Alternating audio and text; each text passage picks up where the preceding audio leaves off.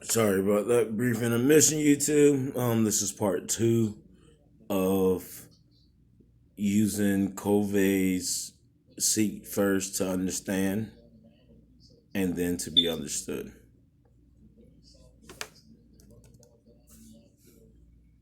Uh,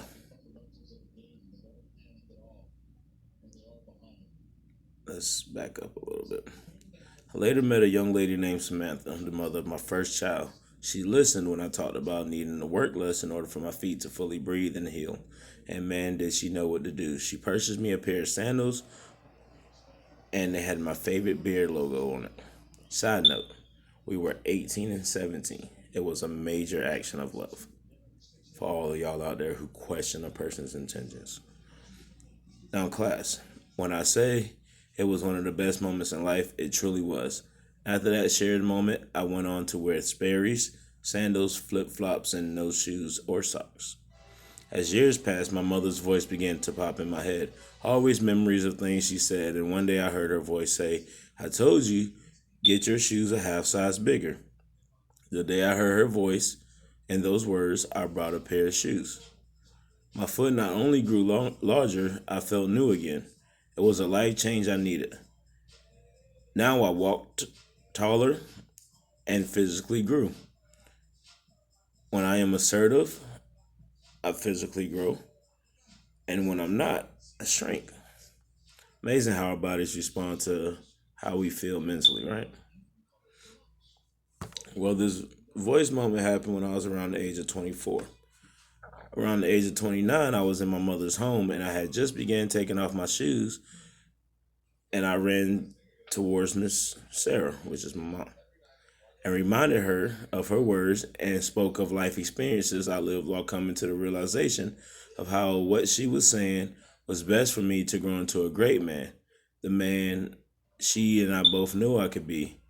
And man, did we have a great laugh about my ego, my stubbornness. She even smiled, and boy, did she smile. Well, anywho, it's just a short story. And the point of sharing this story, again, you have to catch the first video to understand the second video.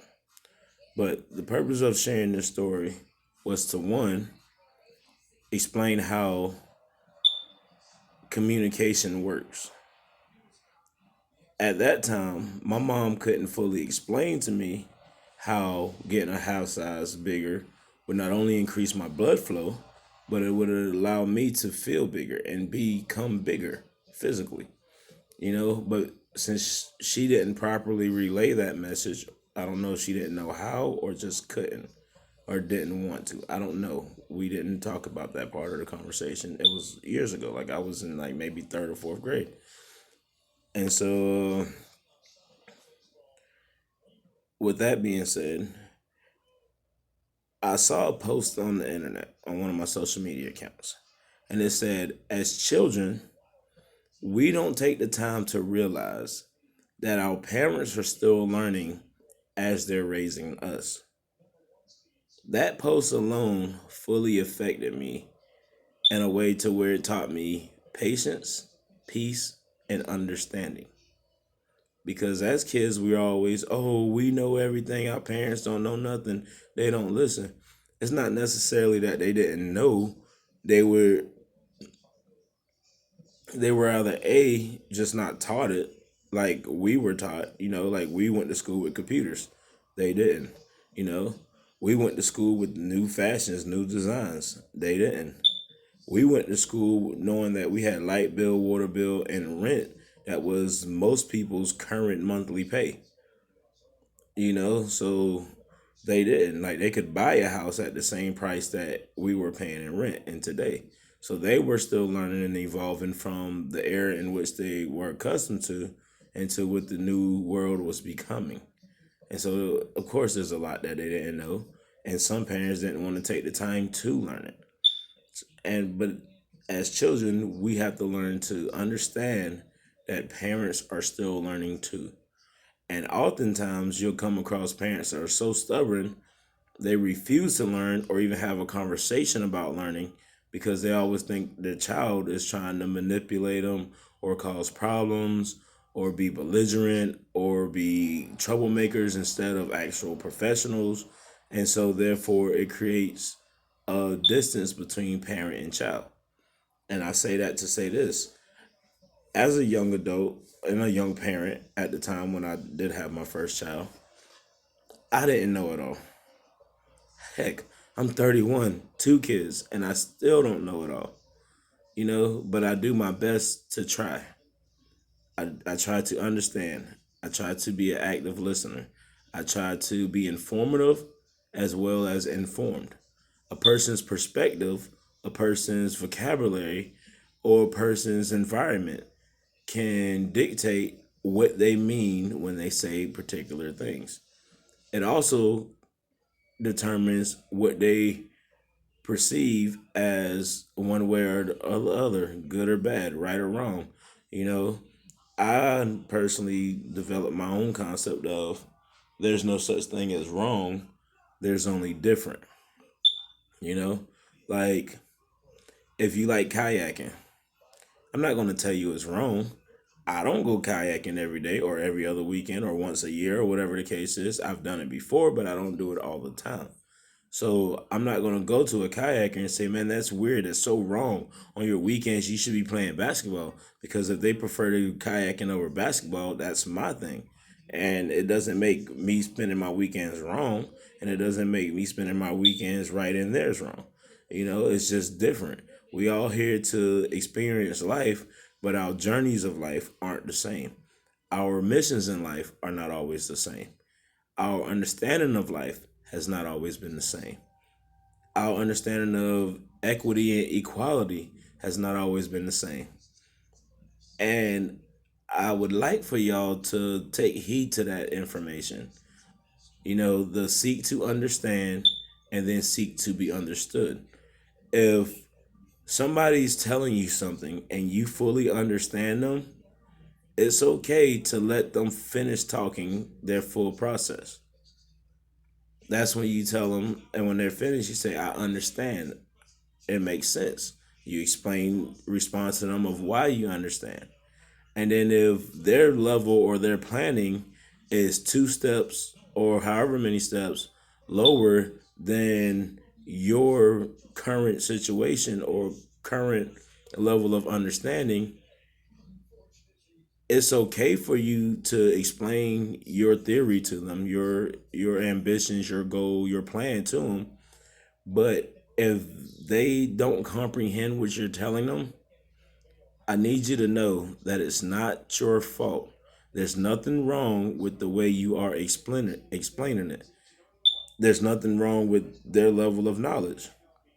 What is going on in that moment is that y'all are in two different places in life. Y'all have experienced different things in life. And so you guys or girls or man and woman, child and mother, parent, whatever. At the end of the day, the goal is to either understand or be able to achieve your goals without the ones you truly love being able to fully understand. Because we wasn't in their childhood. We wasn't in their high schools. Well, some of us wasn't in their high schools. Like if one person went to Georgia State and you're from Virginia and y'all meet through work, traveling, or et cetera, y'all didn't grow up in the same neighborhoods. Like y'all have the same concept of what life's supposed to be, maybe at the root, but that's not what your life was or became or will be. And so, therefore, just have more patience, more understanding. Like I said, I shared this story when I was, for those of you who missed the beginning of the story, when I was in third grade, my mom told me to wear shoes a half size bigger. Me thinking I knew it all, I said, "I'll get my shoes a half size bigger, but I'm going to wear them my way to keep the wrinkles out, scuff marks off, dents, bruises, bumps, all that good stuff."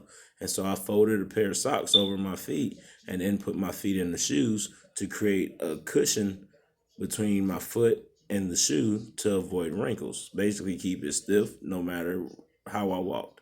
It basically kept the wrinkles out. Well, over time, I developed athlete's feet. I would constantly groom my nails. You know, um, my shoes began getting tighter, and of course I had to get bigger shoes. But I don't.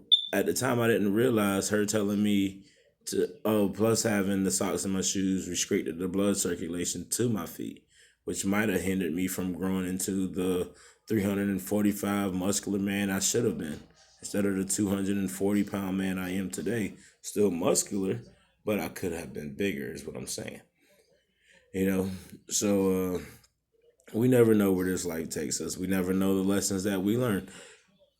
We never fully learn the lessons that other people have learned, because their experience that led them to learning those lessons may be different. And unless they're able to articulately, articulately, I can't even pronounce the word right.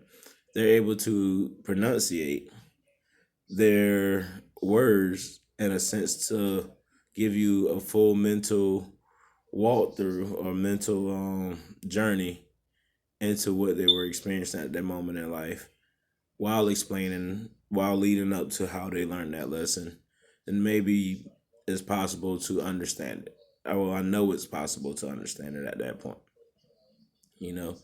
But if you're able to comprehend. So in short, like I said, sometimes when we're kids and even as adults, people tell us things that could be beneficial, most likely are beneficial, but because we didn't experience it in life, we automatically push it off as bad or wrong, when some of us would at least give it a try. As I am today, if somebody gave me advice, I would at least try it. you know may not be that day. I won't say exactly that day. Maybe a day or two later, I might be, excuse me, I'm tired. Schoolwork. I may be in the grocery store, or walking downtown, or going to a new restaurant, or whatever it is. I might try a new video game, or a new drink, or a new dessert, or like whatever it is. If it's new, it's exotic. The taste, the correlation of what you taste, what you see, what you smell can correlate to something in your memory, whether it be a question, an answer, event, a celebration, a moment of sadness, whatever the case is. That new experience can reflect to something you previously knew in the past, but putting those two correlations together will allow you to come up with a new question that you have never asked before, therefore creating a new answer, therefore create an expansion of consciousness. At the end of the day, you know what it is. It's your boy, the voice of wisdom. My videos are always going to be intellectual. My videos are always going to be informative, and most of my videos will lead back to the consciousness of the brain, and trying to actually allow other people to become more aware of their mental capabilities. It's not always necessarily a battle of right and wrong, and it really doesn't have to be a battle of right and wrong. It's just knowing that we are not always right, and the people that we talk to are not always 100% knowledgeable, because most of the time they either know it from books and studying, or they might know it from their experience of a situation and not the experience of the other billions and trillions of people in existence. And so, you know, if 10 people are in a room, that's 10 different viewpoints, 10 different stories that could be told. So like, if there's trillions of people in the world, there's trillions of stories that can be told about anything, you know? And so I guess the point of this video would be, don't be afraid to try new things. Don't be afraid to step out of your comfort zone. I know I've done videos on this topic before, but this one was with the personal story involved. I hope the story appealed to you guys. And again, it's your boy, the voice of wisdom. I look forward to feedback and comments on this video. Have a great night.